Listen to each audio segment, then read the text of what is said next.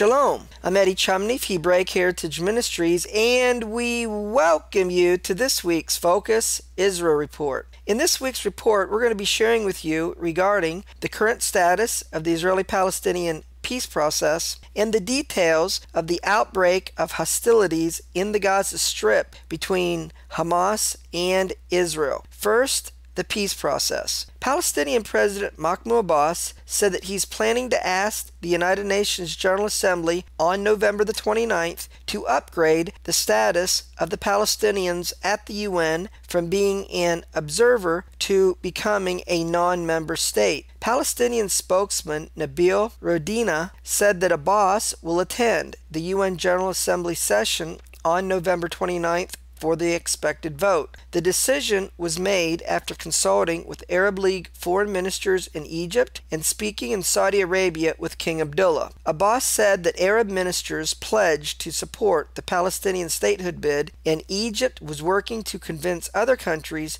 to vote in favor of the resolution. The date in question, November the 29th, has dual significance. First, November 29th, 1947 was the date that the United Nations General Assembly voted to accept the partition plan for Palestine, which called for two states, a Jewish state, an Arab state, and making Jerusalem an international city. Secondly, in 1977, on November the 29th, the UN General Assembly named this day to be the International Day of Solidarity with the Palestinian people. Abbas said, "The Palestinian appeal to the United Nations is meant to make us a non-member state, thereby upgrading our status from that of disputed territory, which is how we are widely perceived by Israel, to that of an occupied state." He also said that the move was aimed at salvaging the two-state solution and confronting Israel's settlement onslaught. The Palestinians need a majority vote from the current 193 members of the United Nations in order to pass the resolution. The Palestinians already have majority support for the resolution, as 132 nations currently diplomatically recognize a Palestinian state based upon 1967 borders with East Jerusalem as its capital. However, they feel their efforts would carry more weight and greater meaning if European and other Western nations also supported them. "We are under heavy pressure from several parties to make us backtrack in our bid to go to the United Nations General Assembly," said Abbas, "but we will not backtrack. We are going to the UN General Assembly in November of this year." U.S. President Barack Obama told Abbas in a telephone conversation that his administration opposes the Palestinian UN initiative. The U.S. did not release any press release about the content of the phone conversation, but Palestinian officials said that Obama's tone was not aggressive, but he spoke in a normal voice. Palestinian chief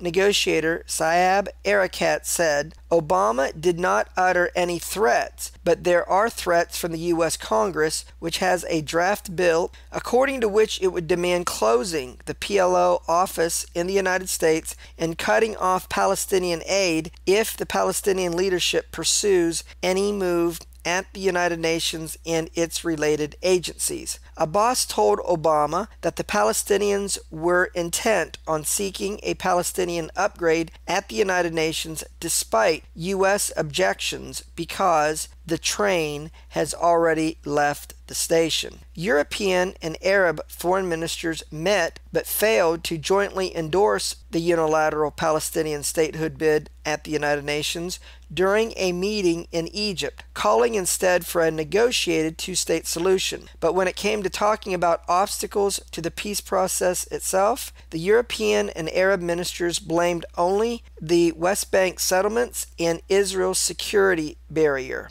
In their joint statement, called the Cairo Declaration, the European Union and Arab League ministers called for the removal of all obstacles that prevent an immediate resumption of negotiations between the parties, as well as the resolution of all issues related to achieving a solution of two states living side by side in peace and security. However, the portion of the declaration addressing the Israeli-Palestinian conflict spoke only of Israeli actions as obstacles to peacemaking. The ministers stressed their common position that Israeli settlements and the separation barrier built anywhere in the occupied Palestinian territory are illegal under international law and constitutes an obstacle to peace. The Palestinians believe as many as 12 European Union countries would support their UN bid. In private discussions, it was learned that 5 European Union nations openly support the Palestinians' UN bid at the General Assembly. In addition, 7 other European Union countries expressed intent to vote for the proposal.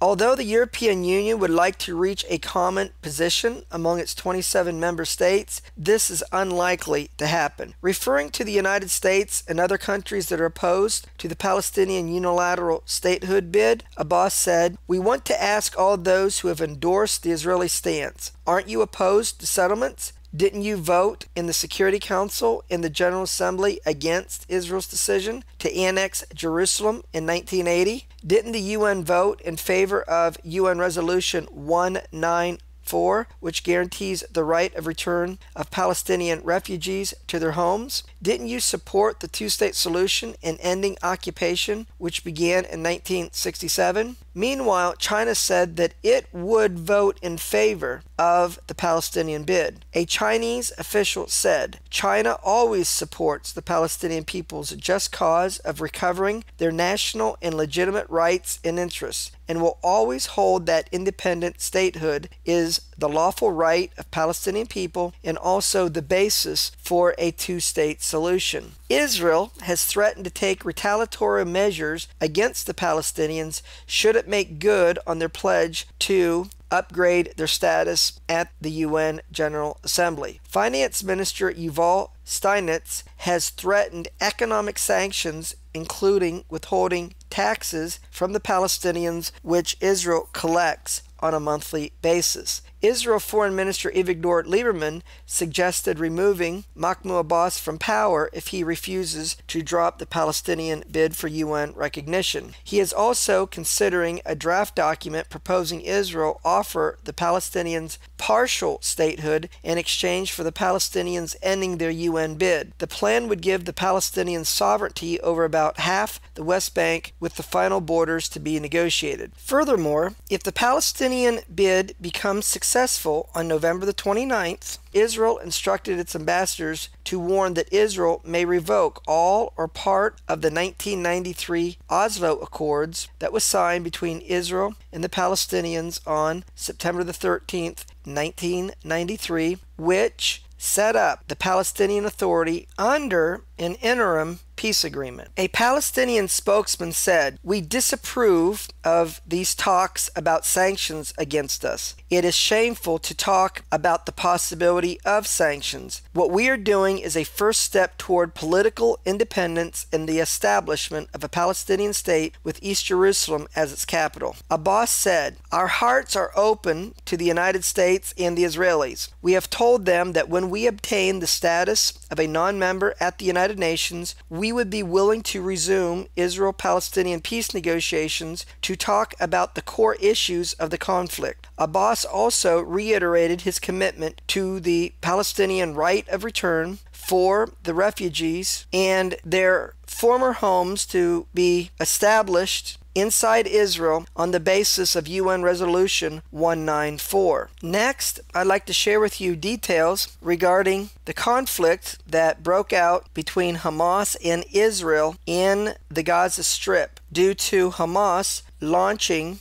multitude of rockets primarily into southern Israel. In retaliation for Hamas launching hundreds of rockets into southern Israel, Israel launched a major offensive against Palestinian militants by killing the top military commander of Hamas in an airstrike. he was caught driving in a black Mercedes in Gaza City. Within minutes of the death of Ahmed al-Jabari, big explosions shook Gaza as the Israeli Air Force further struck selected military targets. In the attack, Israel eliminated the majority of Hamas's medium-range Farj 5 rockets, which have the capacity to reach Israel's largest city of Tel Aviv. In addition, Israel severely damaged dozens of Hamas's medium-range underground rocket launch and infrastructure sites in the airstrikes.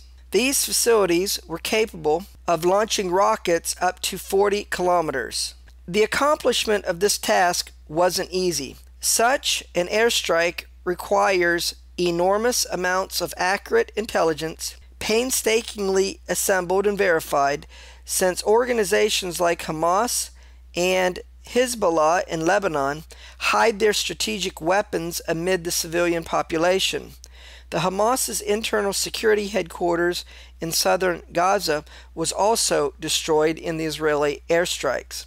Israel Prime Minister Benjamin Netanyahu announced at the beginning of this broad aerial and naval bombardment of Hamas's targets in the Gaza Strip that the Israeli military was ready to widen its operation until its objectives were reached.